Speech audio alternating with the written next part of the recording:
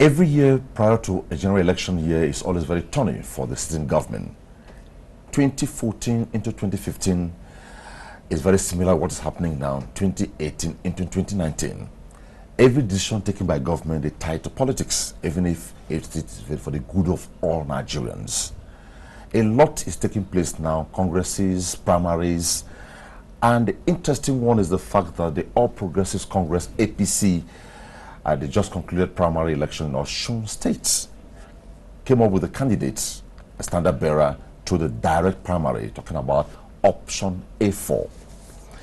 National chairman of the party, Adams Oshomole, while receiving the reports from the committee that conducted that primary in Osun State, says the party is ready to leave open the option of direct or indirect method of conducting primary elections to choose candidates in the forthcoming general elections. So the question is, direct option of appointed candidates than using the regular delegate election, is it moving forward? Is it taking us backwards?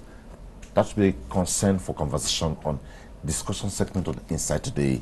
And I have with me two gentlemen, a regular face and the other one also a regular face. Niyi Akinstiju. Niyi Akinstiju is the chairman, Buhari Media Organization. He's a communication specialist and investment analyst. Thanks for joining me on Inside. A pleasure. And congratulations on your emergence as the chairman of Buhari Media Organization. Thanks much. Okay. Next is Romy Mom. Romy Mom is a lawyer and a member, president of Lawyers Alert. Thanks for joining me. Thank you so very much. Okay, let's open discussion. When this happened, when the chairman of APC talked about this, the interesting, why we come up with this is APC did direct option, PDP did the regular delegates option. And the two, well, let me leave it to your opening thoughts on this. Yeah, well, the direct option is not exactly novel in climb. It's the basis of the general election between 1990 and 1993. For all elections, candidates must emerge on party platforms. Candidates emerge through primary elections, which can also, or which are decided on two principal sub-platforms, the direct or the indirect. The indirect usually should be the membership of the party. First, voting for people, or first voting for voters that will go and represent them in the US, for instance, in colleges. In Nigeria, at a delegate election. That is an indirect election. The voters had invested their mandate in who they voted for to go and vote on their behalf. But in Nigeria, we don't translate it that way. What we do usually is just to use party executive, either at the ward level, local government level, or whatever. Then the other one is the direct primaries, where every member of the party is empowered and enabled to go and vote directly for the candidate of the party, either as chairman of a local government, councillor, member of House of Assembly, member of House of Reps, Senate, governor, president. That is direct primaries. And it was principally introduced, I think, by Dr. Nwosu then during the IBB's Babangida's superintended elections, that led up to the 1993 crisis, as it were. But at that time, it was a very popular option. It was called the option A4. And Nigerians accepted it because it guaranteed transparency. Everybody can see the process of emergence. Because processes of emergence had been an issue in internal democracy. And we say internal democracy because democracy starts with the process and system of emergence of individuals, of candidates within the party. I like that word you used. So now, what would have informed the APC to adapt that or adopt that at this time? I think there is also a need for APC to exploit its structured popular base. And I'm saying this because I'm a member of APC, and I also understand how the APC started, especially with the registration of members. The democratic platform, on which the party itself evolved, had to do with the democratization of membership registration. Members were registered across wards, different points in each. My ward, for instance, had about 6 or 7 different points of registration. So it was like actually organizing a general registration, for an election, as it were. And because of that, the APC actually had a large database of members. Okay. And I have been thinking really that how will the party exploit these numbers? Because the first way to engage your party member is to empower them to directly vote for whoever is emerging on the platform of that party. And that way creates a bonding between members, the party, and whoever emerges as candidates. I've enjoyed your open thought. Let me take on Romy Mom. Given his analysis, what's your thoughts on this? Well, I think elections, whether primary or indirect or direct, as the case might be, sits on certain principles. One, which is transparency, that is very critical, and two is also confidence of the voter in participating in that process. Option A4, as is popularly called, in the context in which we are operating today, I think I wasn't witness to what happened in Osun, so I don't know exactly how it was done. Was it that people queue up behind a certain candidate or behind the post of a certain candidate? That was the process. Yeah, because if that is a process, it calls into question confidence in the system. Now, you have persons who will be intimidated into going to queue or to line up behind a candidate that they would have wanted to, because they are doing this under the glare. There is no secrecy to it. How do you know that someone is not induced or is not coerced into standing behind a certain line because he or she does not want? Could be the wife of someone, could be a household, could be someone who is living or he's surviving economically on someone else. So you go queue up under someone you don't really want to queue up under. So to that extent, for me, while I understand and appreciate the issue of let every party member be, engaged, I would love if the engagement were such that the secrecy and the confidence, the secrecy in voting, which gives the voter some confidence to do that which he wants to do. If once you take that away, then the transparency you are thinking you're achieving also becomes, shady. So I very much believe that going to queue up in lines is a total rollback of what democracy is about. Where I cast my vote and how I cast it should be mine, secret, and that instills confidence in the process. I should think that political parties, no matter what they do, should stick with that. I mean, when you see talk standing, belonging to a particular candidate, and they're looking at you, and you know who they are, how can you have the lever, as we say in today's parlance, for you to go and line up under a candidate that we would have ordinarily would love to do, for fear of what might happen to you or to your loved ones? I think for me, it's a total setback. If option A4, as they call it, is queuing, for me, the issue of confidence in the process by the voter is what makes an election transparent. It makes an election reflect the wish of the people. So I would have wanted option A4 as it is to be tweaked in such a manner that, yes, citizens line up, everybody's engaged, but don't take two, you line up here, you line up there. No, that is a bit, if you excuse the use of the word primitive. If I understand you clearly, Mom, where lies the place of principle and transparency? Because I try to look at, if I'm principled, it means I could be transparent. And if I'm transparent and I'm principled, someone should not intimidate by confidence. Yeah, so you see, the thing is, so maybe a wife or the wives believe that Mr. A or Miss A is who they should be voting for. But because the husband stand behind a certain candidate, and they owe their lives in Nigeria today in terms of economic empowerment, whether it's the food for the house and all of that, schools fees for her children, you know, these kind of things that occur in our society today. Okay. So she is forced to go and line up behind someone else because the husband is queuing there.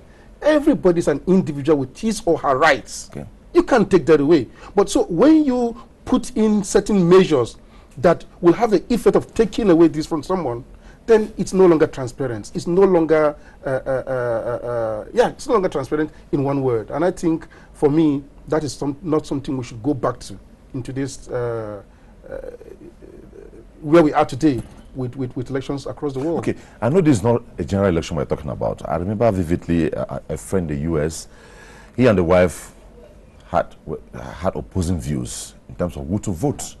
The man, I think, voted for Trump. The wife voted for Clinton, beautiful. And she walked with him to where he voted. He cast his vote, and he walked with her to where she voted, and she cast her vote. And they both knew that they voted for opposing candidates. At the end of the day, when the result was announced, she simply asked the husband, "Why do you think Trump won?" When can we get to that? We'll get there. I am principally an advocate of incremental approach to policy implementation. What the lawyer is saying is actually a reflection of base sentiments. But again, we would expect that we will develop or grow out of our base sentiments. The basic assumption of policy, I mean of democracy, is polarity and plurality.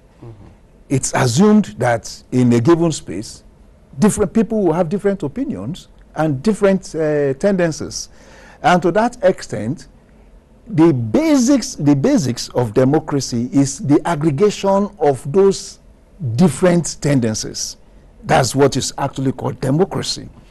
And that is what option A4 is doing for us. One of the major sidekicks for option A4 is that it reduces the tendency of incentivization, of voters. Because if you collect my money, it means that you have to vote for me, because I'm seeing you. It is that person that collects money that does not want to vote that is at risk, But principally, it talks to transparency. It talks to opponents. Whoever, if I'm promising you that I will vote for you, and the trend is that I have to vote for you, I must go and vote for you, because I will see you. I will see your activities and how you are exercising it. And more than that, everybody would be witnesses, will be witness to what is happening. That is the base of that transparency. Will it in any way preclude money inducement? It would, to a large extent. One, you have more people coming out, for the election. How many people are you going to give money? For instance, the winning figures for the Osun primaries, APC primaries, it's more than 127,000 votes. Yes. How many people do you want to give money in that 127,000? How much do you want to give and multiply it across? Mom raised an issue. It talked about intimidation of the electorate who participate in the exercise. Now, like you said, if Mom is contesting with another person and two of us, he has reached us and given us money. Now that question, the place of principle. That's what I said. It's either I take the money and still do my bidding, or I take the money, I get intimidated. Thank you.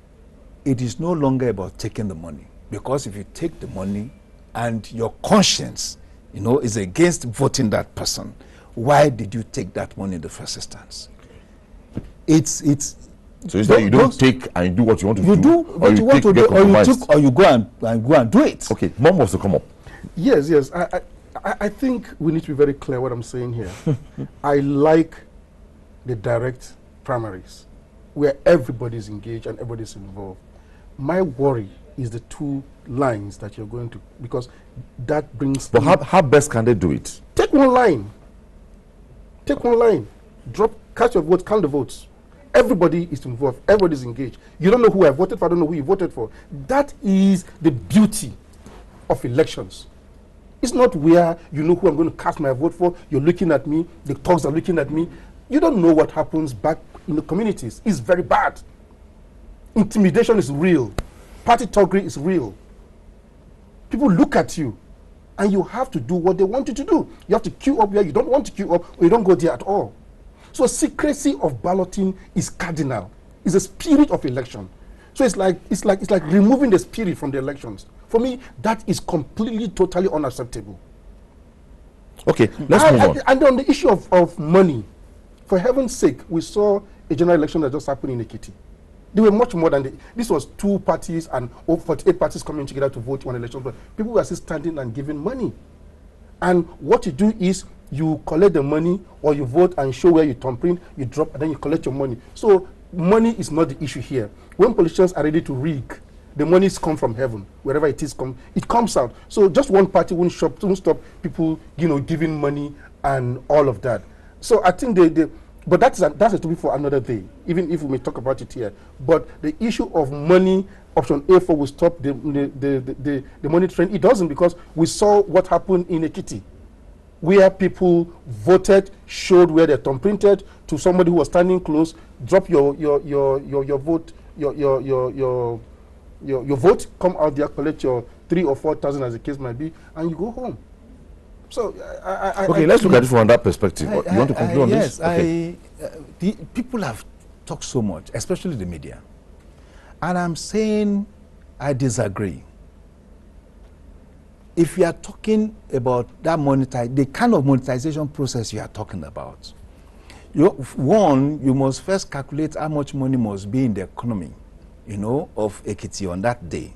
If not on that particular 14th, 2 or 3 days before, that would have been withdrawn from the banks, kept somewhere, and when you disburse, how many people would be showing their ballot papers, and then linking up with somebody in a shadowy corner. I'm just creating a scenario. If you have 200 people voting in the particular polling booths, and they are after thumbprinting the show, what you get is like a cinema hall on that particular in that particular polling unit. That's the truth of it. So I should know the culture, of voters in polling booths. When there was a picture, 1 or 2, but it cannot be the trend, and across how many polling units are you doing that?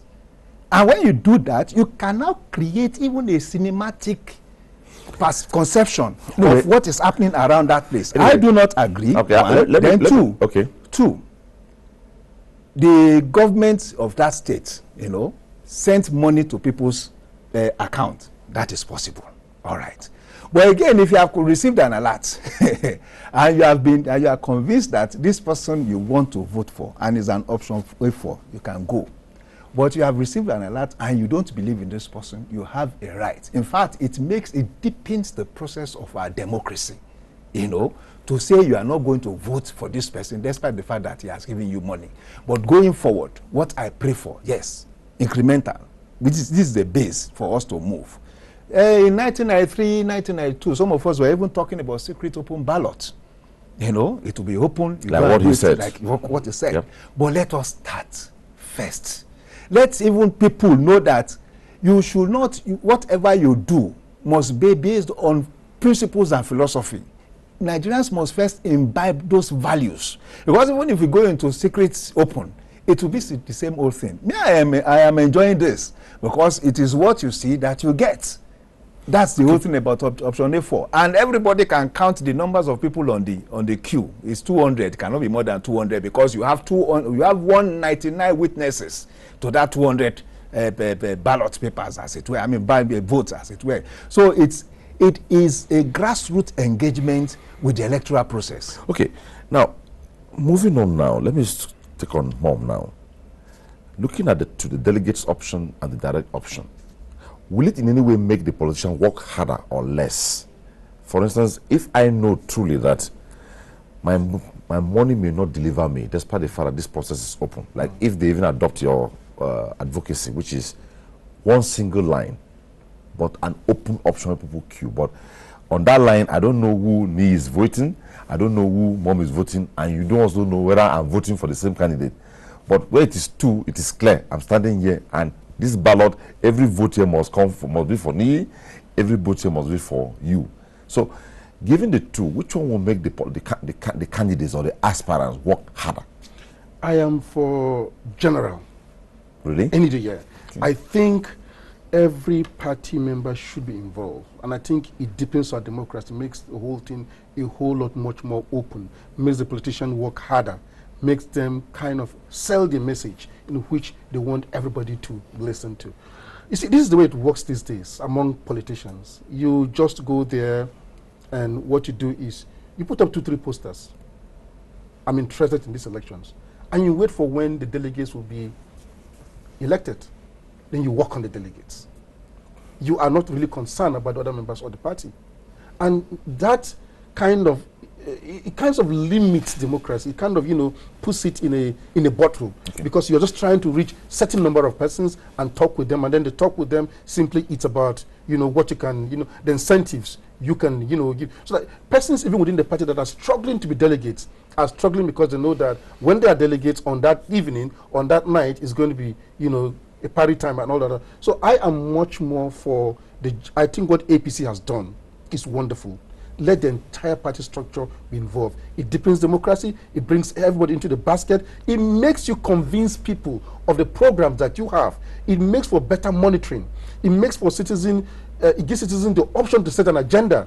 So when you come setting your own agenda, they tell you, no, for us, this is what is more important to us. And so you structure your message to what citizens want, because the citizen is king.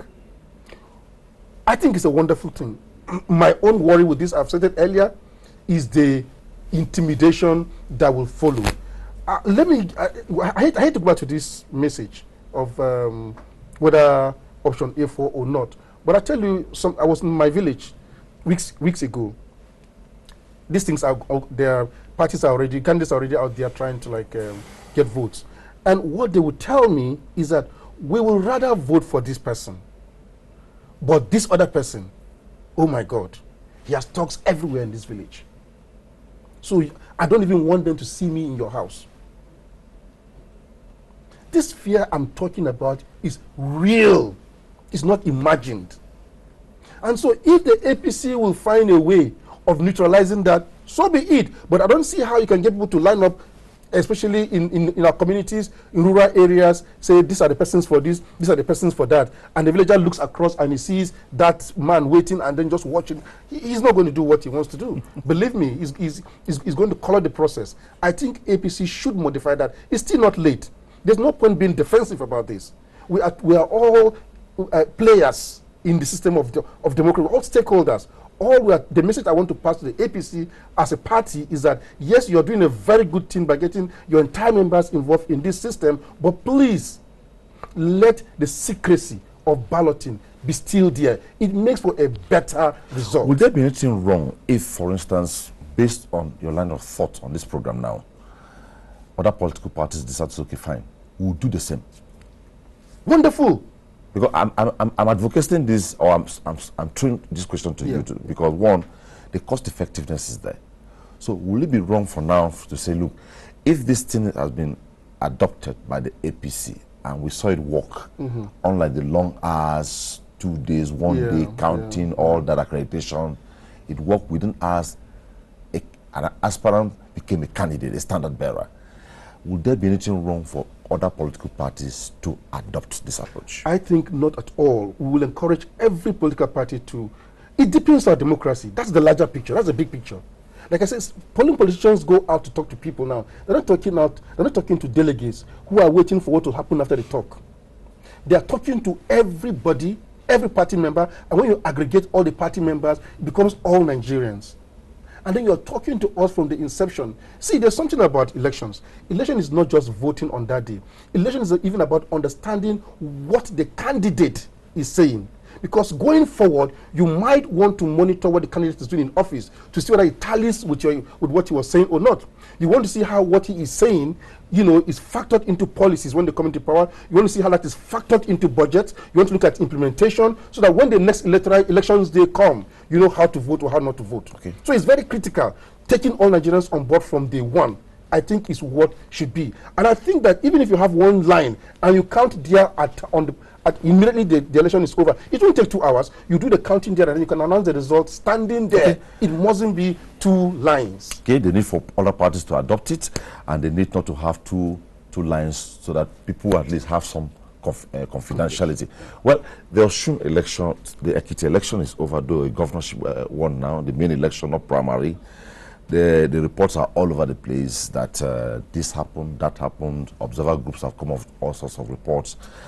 And but it's an evolving process. I remember sometimes somebody told me in a program that democracy is not a destination, it's an evolving process. Yeah. And every step taken in electoral governance could be a lesson for the next process. Yeah. And if INEC said Anambra was this good, will improve on Osun or Ekiti, whatever happened in Ekiti will improve on Osun. Is there any role the National Orientation Agency could play with all this? Because it's evolving. Yeah. So that there will be some kind of mindset reorientation of the electorate. National Orientation Agency is actually the principal agency, you know, that should be responsible for voters' education, you know, and mobilization too. I must confess, I am close to the National Orientation Agency. Unfortunately, the agency is deprived of funding. I tried, you know, to get to be part of the agency's team to Ekiti. The agency could not muster up to 500,000 naira to get its team to Ekiti. So what that translates to is there's a structural deficiency somewhere. It's not the blame. The blame is not on the agency. The blame is on the budgeting system. If you have given such a huge mandate to an agency, and the problem with that agency is that it's a soft agency. It's not a block and mortar agency. It is the capital, for instance. You know, if the agency is putting together a conference, in the imputation of that conference or representation of it in the budget, it goes under capital. Now, the average person processing that capital in finance ministry or wherever will be looking at how many blocks of flat or whatever, you know, is this person talking about. But because there is a misalignment, but can this trend be changed? That is why that's why I'm even talking about it now. The factor is this: if there is one agency that is so strategic in the system, it's NOA. NOA is available in all the political units, all the political wards, all the 774 local government areas, all the states. And value mindset reorientation is key in every political process. So how can this trend be changed? Well, we have to appeal to the federal government. You know, we have to appeal to the budgeting ministry and the budgeting process, you know, to take special interest in the National Orientation Agency. It is not just enough to have capacity, and I can tell you that the agency has capacity. You know, it has capacity, starting from the DG to the directors and all that. They are well primed, you know, but when there is no resources to get to realize their programs, it's unfortunate, you know. And I'm saying even the issue of enlightenment has become a major, is a premium, or should be a premium, because what is happening to us in Nigeria now is value erosion. And when you have value erosion, or whatever, that is the foundation of any society. Value should be the foundation of any society. If you are talking about corruption today, it is because our values have been eroded. You know, if you are talking about whatever may be the misogyny in the system, it's about value. And it is the National Orientation Agency that can help us do this. starting from the messages we listen to on radio, from the visuals we see on TV, and from personal interaction. This is how people even get to see that, oh, the things I'm doing are actually wrong. You know, and you need an agency that is responsible to the people to be able to also engage them along that line. So I am praying that the budget system would take into special consideration the limitations of agencies like that. I am close to the agency. I am not hiding from it. I have seen close hand, you know, the limitations of the agency, and I think government should do something about it. Okay, there's another arm of orientation that appears very, very strong. He has talked much about it. Would the change agent approach work? Yeah, I think so, and I do believe that the media, in addition to the National Orientation Agency, it's really, really important. It's critical. These were all stakeholders in the democratic process. So while the National Orientation Agency has the mandate and the capacity and all of that, I believe that the issue of orientation, value change, and all of that is, you know, it's everybody's time. So the drivers in the society are issues. But then I want to talk more about the media. The media probably over time has kind of undermined itself, self-censorship and all of that. My paymaster wouldn't want to hear me say this or that and all of that. Self-censorship. But I think we need to graduate upwards and look at the social good. No agency, no stakeholder changes the mind much more than the media. And if the media picks this and runs with it, you know, it's so sad. Not all of us sometimes are opportune to have time on television to talk about what is good for society or not. But you see sometimes, whether it's the newspapers or electronic or print, as the case might be, when they have time on their hands, they would rather show probably sometimes Animals 1970 films and saying we're trying to catch up on time and all of that. We are privatized and all that. But the point is this: what kind of country are we inching towards? I think the media has a lot to do. It's not about reportage. It's about taking the message, internalizing it, putting it in the editorial teams and all of that. And so the media comes up with the message that we need a country that we can all be proud of. And the media works towards that. The media has reduced itself to reporting. No, it's not about reporting. It's also about changing the mindset, you know, concretizing our values and all of that. I would think, for me, media is huge in all of this. So in addition to agencies like the National Orientation Agency, which I agree with the limitations it's talking about, funding is key, it's critical and all of that. But again, looking at NOA, you mentioned something that's very, very important with the NOA here. It's in every local government in this country. Every political ward. Every political ward. So if we're talking about Osun or Ekiti, maybe we don't have to mobilize as much from Abuja to go there. It's to work with what we have there on the ground. That can, in the event that we don't have funding to move people from Abuja to Ekiti or Osun, as the case might be, why not use what we have on the ground? Why don't we desegregate the message? In Ekiti, for instance, people are collecting 4,000 or 5,000 or 7,000 in their accounts and all of that. I sat down with my friends and we calculated 7,000 or 4,000. You divide it by 12 months. You divide it by every day and all of that. At the end of the day, some you go away with as small as 2 kobo. Over the 4 years, that person will be in office. Is that the value of the whole thing to the person? 2 kobo. I think when we preach these messages, when we break it down and consistently tell Nigerians that you are selling yourself for 2 kobo a day for this person to come and rape you in terms of hospitals, roads, schools, and all of this, you don't have it, and so you are driving your cars on very bad roads, persons are dying in hospitals, women can't give birth and all of that, because of 2 kobo a day. Is it worth it? You know, when such messages are brought out firstly by the media, consistently, people will begin to understand the fact that the 2 kobo a day is not worth having my sister die in hospital because she can't give birth owing to lack of medical facilities that are sold my vote for 2 kobo for in a day. Those are the kind of messages we think that we should run. The media and other society groups, including NOA, can run with it, and we do have it. I think we have gotten in the direction there. A few days ago, a group visited Mr. President at the villa.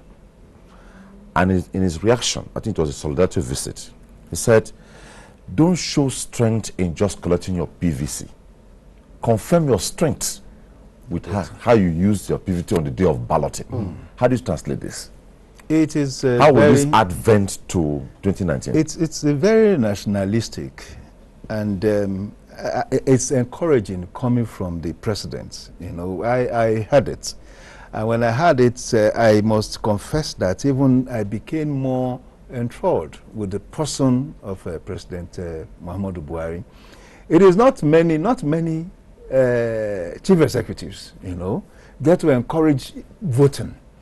You know, because the lesser the voters come out, the more the tendency to be able to manipulate, as it were. But so for the president to actually encourage people to go and vote, and he did not say vote for me, vote for your conscience, you know, vote for the person you prefer. Now that is a chief executive that is non-partisan, and I respect him for that. You know, it talks to telling the value of the democratic process and of course the exit point of democracy, which is leadership. And until we get to have a mass of Nigerian people standing out, coming out at every election period to vote, we will not be benefiting so much from the essence of democracy. When you start having 40%, 50%, maximum 55% voters turnout, it's not encouraging. When you have 1 million people register, what are more than 500,000 of those registered 1 million people doing inside or doing indoors on the day of election? When we all know that in the situation in Nigeria, as it were, the government at whatever level determines the quality of life, you know, of the average Nigerian. Okay. It shows how important governance, and democracy are. I started with the direct or indirect, but this whole thing we're looking at electoral governance. Now, from what he has said now, let me give you this scenario. Sometime last year, a group of youths visited the Oni of Ife, and he told them, well, the strength you have is the ballot. Anybody you don't like in public office that was elected, the only way you can remove him is the ballot. Use your ballot to vote him out. Then there have been a lot of time from what Mr. President says that don't show strength in just owning your ballot voter's card. Show strength of your voter's card to the ballot. Now, how will this play out by next election? There's so much advocacy, there's so much enlightenment, billboards, Instagram, Facebook, Twitter, people talking about get your PVC, get your PVC. There are even those who advocate about getting PVC. If it is all about getting PVC, how do you translate this PVC strength into reality by 2019? Very good question, and I think the president, to his credit, has answered that according to your conscience. Yep. Because the strength of my PVC can be my 4,000 naira on the day of election. Yeah, the strength of my PVC. Okay, like somebody jokingly said, well, this politician, it was a joke, said 4,000 times 4, one term of 4 years. So each year is 1,000.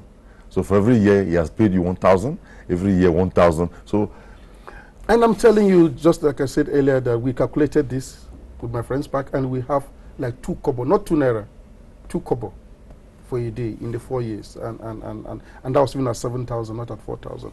So the point is, we need to understand what is the strength of the PVC, because there are some people, and this is no kidding, who sincerely believe that their ballot or their PVC on that day they are going to get paid that amount of money. That is the strength. So they're looking for who will go to buy it. So I think the message that the president gave in saying according to your conscience is very, very, very instructive. And I believe that whether it's the media, whether it's NOA, whether it's civil society groups, whether it's politicians themselves, that is what we should preach. That this ballot is not just for you to keep. Because the message right now is halfway. Don't worry, get your PVC. Get your PVC. That's what we are saying. But get your PVC for what?